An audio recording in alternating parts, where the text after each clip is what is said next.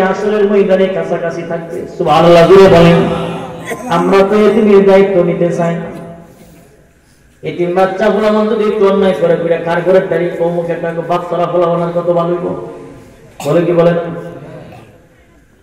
আপনি তারিখ শাসন করেন, আপনার বাচ্চাটারে শীতের দিনে জামা দিলেন, আপনার এই বাচ্চাটার সাথে যদি তার একটা জামা দিয়ে দেন, মদিনা থেকে মদিনার নবী খুশি হয়ে যাবে। কারণ যার বাবা নাই সে বুঝে বাবা হারানোর কি যন্ত্রণা, যার বাবা নাই সে বুঝে বাবা হারানোর কি জ্বালা। আমার আপনার নবী আমার আপনারা জানা দিলেন, উম্মত আমি রাসূল কিন্তু আব্বা পাইলাম না, বাবা হারানোর যন্ত্রণাটা আমি রাসূল ছাড়া আর কেউ বুঝবে না। আমার আপনার নবীর আব্বা দুনিয়াতে নাই, আম্মা জানা না, নবীর সন্ধান করেন কোন জায়গায় পায় না, পাগলের মতো দিশাহারা হয়ে গেছেন, কোথায় গেল কোথায় গেল।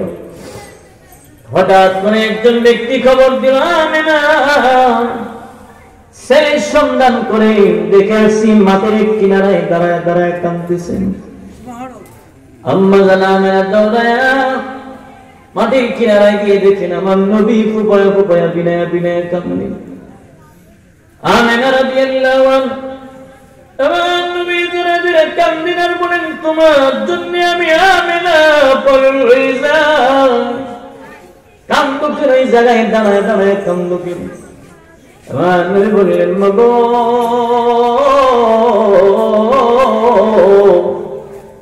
এই যে মাঠে অনেক ছেলেরা খেলাধুলা করতেছেন, আমি দেখতেছি তারা পয়সা তারে কুলে লইয়া লইয়া বাড়িতে নিয়ে যায়, তাদের আব্বা এসা তাদেরকে কুলে নিয়ে বাড়িতে যায়। আমি তো এই কারণে কান্দি, দেখি আমার আব্বা আয়েশা আমারে কুলে নিয়ে বাড়িতে যায়,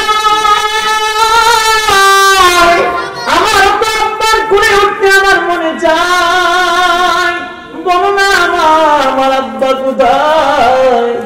আম্মা জানা আমেনা বলেন, তখন আমার হইতে মনে হচ্ছিল যে আমার কলিজায় আগুন লাগছে। এই জন্য আল্লাহ তাআলা নবী বললেন, উম্মতেরা রে, এতিমরে ধমক দিবা না, এতিমরে কোন সময় তোমরা ধাক্কা দিবা না, এতিমের সাথে দুর্ব্যবহার করবা না।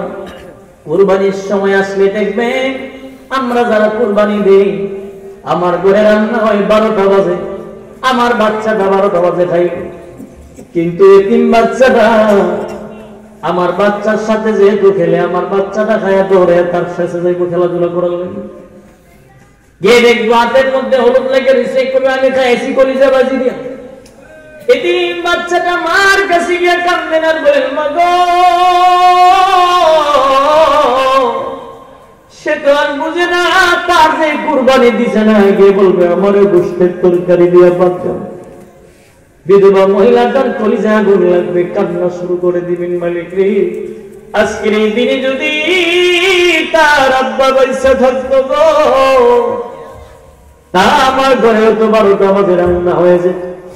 এর দলিল দুলালিরা ও টাকাওয়ালা বাবার আপনাদের কাছে বলে যায়, আপনার ঘরে যখন রান্না হয়ে যাবে, আপনার বাচ্চাটার সাথে এতিম বাচ্চাটা রান্না খাওয়াই দিবেন, আপনার বিবির সাথে বিধবা মহিলাটাকে খাওয়াইবেন, মদিনার নবী মদিনার থেকে খুশি হয়ে যাবে, আল্লাহ খুশি হয়ে যাবেন।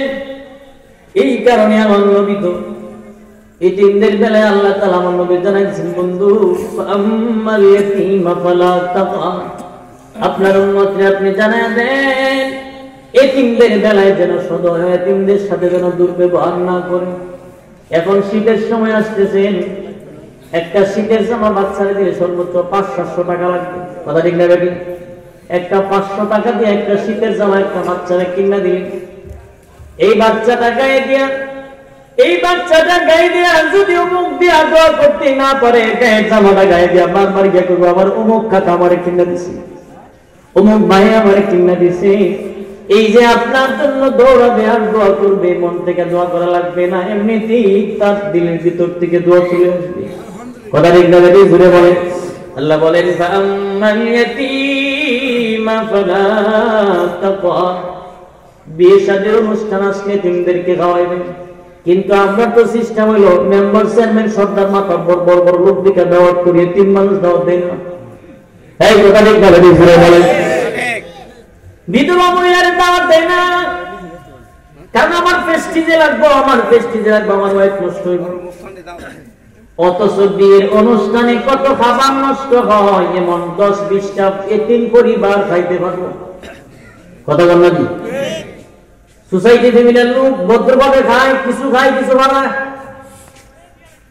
দেখবেন বাড়িতে অনুষ্ঠান হইলে ছোট ছোট বাচ্চারা, মা নিষেধ করার পরেও বাচ্চারা কিন্তু বাড়ির ফতুর পাশে দৌড়ায়।